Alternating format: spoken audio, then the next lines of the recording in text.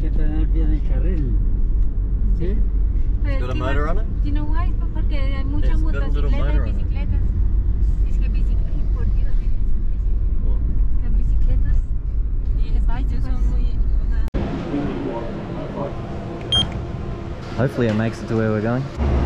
Let's go, let's go. Another flight on a lot smaller plane. Is that one?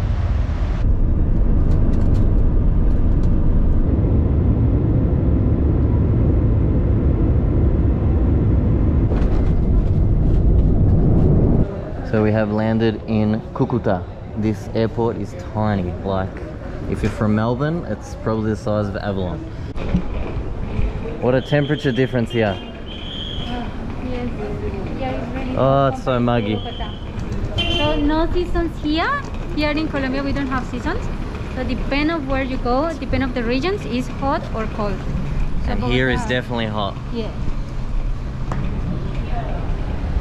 So we are now in a town called Cucuta, at another one of the family's properties, which is this one here. Some very different scenery around here.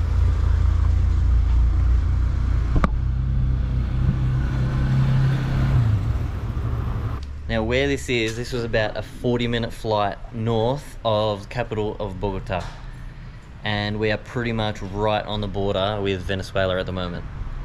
Now, if you watch sort of world news stuff over the last couple of years, like I do, Venezuela pretty much went to shit, where the currency was worth nothing, there was no jobs, there was no food, no nothing. So it's upwards of like 5 million people or something fled Venezuela, and about 50% of them ended up here. And because this is the border town, there is a lot of them here. So in the video of this area, if you see all the little shops on the side of the road, or, you know, guys washing windows, trying to sell drinks, bottles of water on the side of the road, they are all Venezuelans just trying to make a dollar, because they've literally just walked over the border with all they have, the clothes on their back. You see kids walking down the side of the road, just trying to get some money together. It's actually pretty sad. It's also not, I'm going to say, the safest place. That's why all these houses are sort of locked up and stuff like this, and, you know, desperate people that have fled countries with no money, only the clothes on their back, do silly things to get money. So I've been advised not to sort of walk around here at night, or even walk around with a GoPro, anything like that. No chance. But I will show you this house. So they actually got this house just to rent, and now that my girlfriend's sister has moved back here from overseas, she's got a job in this area as a doctor, as a heart specialist. So she's at the massive local hospital that's here. Hopefully going to get to go there. She was telling me that she might take me up on top where like the helipad is, so we'll see if we can get up there. So she's just staying here, and they're actually planning to renovate this house. So it's pretty basic, but pretty big. So as you can see, pretty scarce, like there's nothing here. So like dining area, oh, and it is super hot here. Like, it's crazy how much the temperature changed from a 40-minute flight away to here. Insane heat here and humidity. Like, I'm gonna say it's 30 degrees, but just like I had a cold shower and you're just sweating straight away as soon as you get out. So this is like a big kitchen area, fridges, stuff like that. I don't even know what's down here. I haven't even been down here. Toilet and shower in there.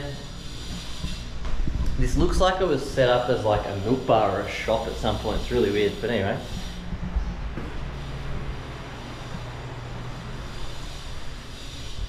So 1 bedroom, 2 bedrooms, shower and toilet. This is probably the best bit of the house. Ah, it's locked.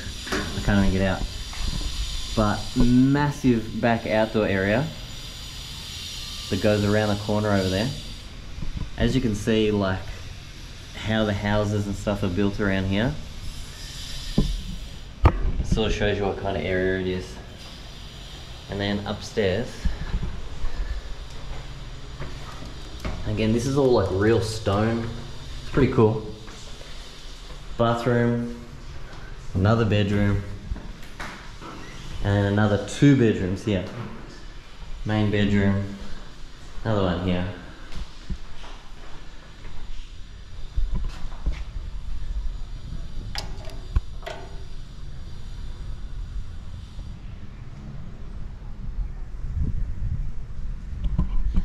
So this is sort of just a stopover for us here. We're staying here for 1 or 2 nights because this is the closest place you can fly into to get to the parents' village. And just happened to have here, so this is what they're planning to do to the house. They're actually doing a double apartment on top, so they're going pretty extreme with this thing. And the outdoor area with a pool, that patio bit around the corner, this will all be garden out the back and stuff like that, etc, etc. So yeah, it should be pretty cool when it's done. So what they're actually doing is leaving the bottom area for sort of us and other family when they come here, but the top they're going to build this all the way out to be in line with this, and also that section there will come all the way out to the front, so the frontage will all be here, but you can still park a car here. And then they're splitting the top right down the center, and they're going to have 2 bedrooms on each side with a bathroom on each side and a kitchen at the back on each side. So then you effectively have 2 small apartments on the top that you can rent out. But anyway, that's where we're staying for the next couple of days, and I will try and show you as much as I can around here. But yes, very, very different. So this is a Colombian party for us and a birthday at the same time.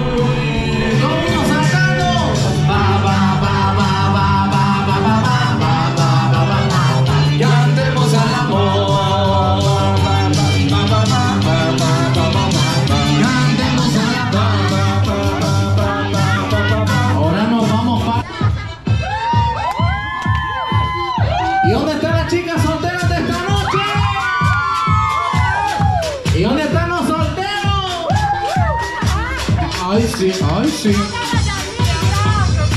La mano arriba, cintura sola, da media vuelta, danza duro, no te canses ahora, que esto solo empieza. Mueve la cabeza, como danza duro. La mano arriba, cintura sola.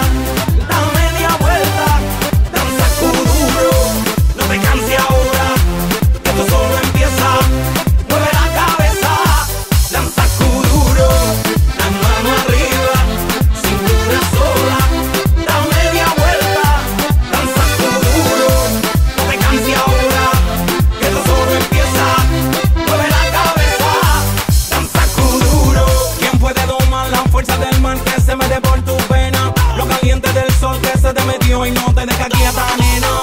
¿Quién puede parar eso que al bailar descontrola tus caderas? Y ese fuego que quema por dentro y lento te convierte en piedra. Con la mano arriba, cintura sola, da media vuelta y sacude duro. No te quites ahora, que esto solo empieza. Mueve la cabeza. Sí, y por fin viene la legión extranjera, ya. El ganador definitivamente, Cris. Se ganó el pastel. Eso, el aplauso. Bravo, muy bien. Bueno, familia, muchísimas gracias y nos vamos a despedir con el cumpleaños para que la tortica, por favor, la ponen en el centro. Pongan la torta en el centro, por favor, la velita.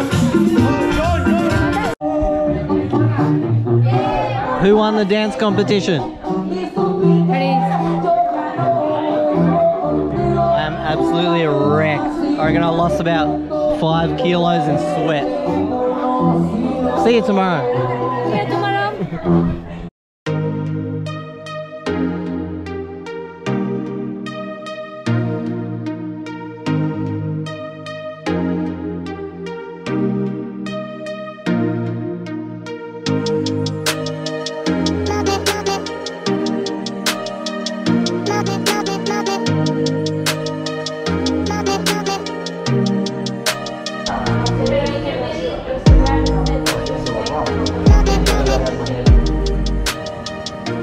What a view of this whole town.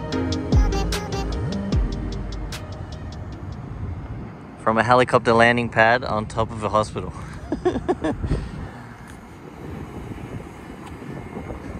The perks of her sister being the boss.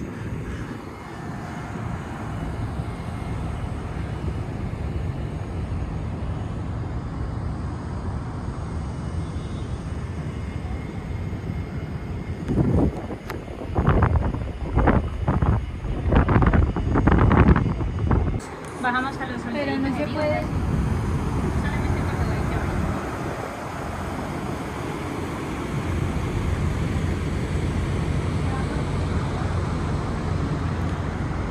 Open pool, 60-36. What are you getting? Bandeja paisa.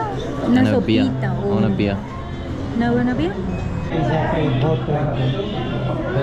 So this is plantain. This is really typical food here, and it's covered in cheese. And inside of that there is a guava. It's a guava sweetness. I don't know exactly what. Primero se fue y empezó a hacer la estructura que yo compones y alambre. Good one? 10 out of 10. 10 out of 10. Después trajo Y usted lo dudó. Come on, give me a taxi.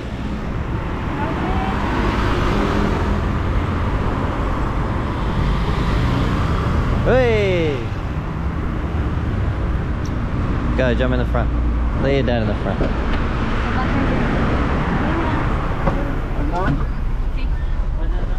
Bueno. La calle 11 con... ¿Cuánto le debo? 6.000 pesos.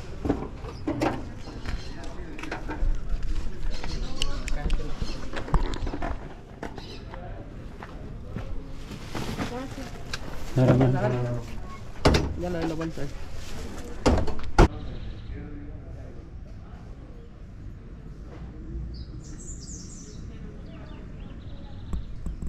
Alright, got this front gate open. So now you can see what the front of all these houses look like.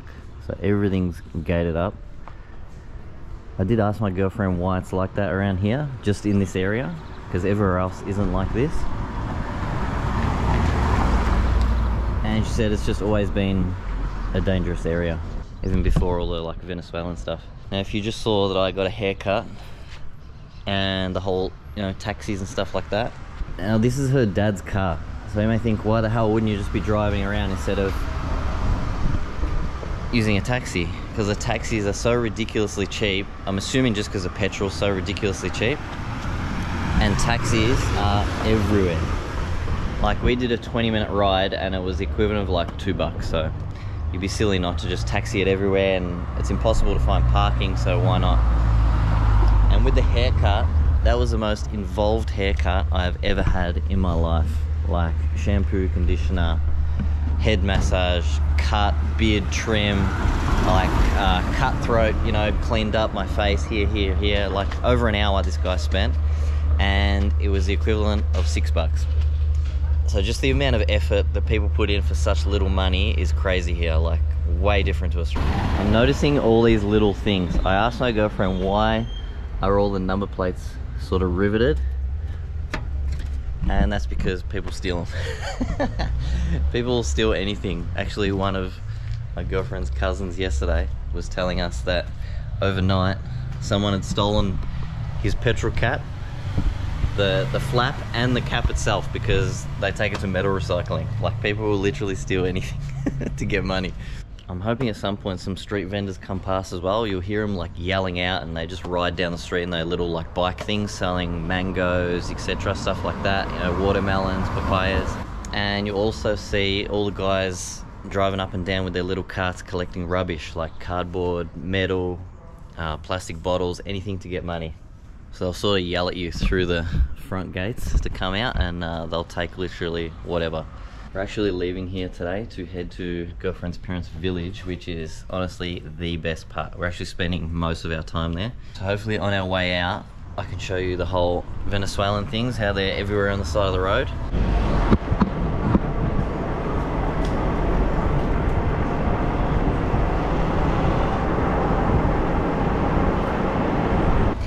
And that section where I was told not to take my camera is like they call it the Central.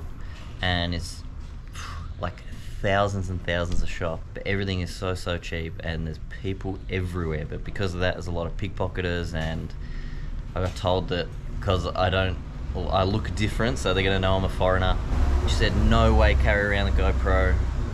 Even we left our phones and stuff hidden in the car or in my girlfriend's handbag, so unfortunately I couldn't film there.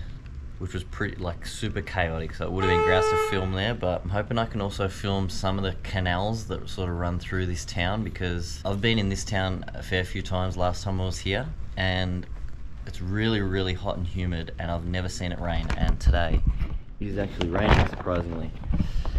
And she was saying that when it really heavy rains, because a lot of the poor people and homeless people sleep in the canals, like it's probably, you know, the height of the roof here, these canals that sort of run through the middle of the town, that with the heavy rain, you know, all their stuff gets washed away, or worst case scenario, they get washed away and drown. So like coming to a country like this sort of really makes you thankful for what you have, like especially living in Australia, because life is a lot different for other people all around the world. That's why I like, with everything so cheap here, I always tell my girlfriend, like whenever we buy something, or you know, with the haircut, just give the guys extra. Tell them keep the change, because it's so minimal to us. Like the change could be the equivalent of 10 cents, 50 cents, $1 or whatever. Just keep it. Doesn't matter, who cares. It means nothing to us, but it probably means the world to other people. You know, that extra 50 cents, they can go buy lunch or whatever. So I'm trying to give change where I can, and whatever, you just give out notes to the guys walking down the streets collecting the rubbish and stuff like that. So hopefully it sort of helps other people out. I was also asking about these water tanks, because pretty much every single house has these water tanks on their roof. You can see that one up there. And yeah, so that's where each house gets their water from. I don't know where it comes from or how they fill these tanks, but that is your water. And I don't know about a lot of the other houses, but this one and every other house I've been to in this town, there's no hot water. So it's cold showers, which it's not that bad here because it's so hot and humid. But anyway, let's get the hell out of here. I think I'm gonna drive at some point, which is gonna be a bit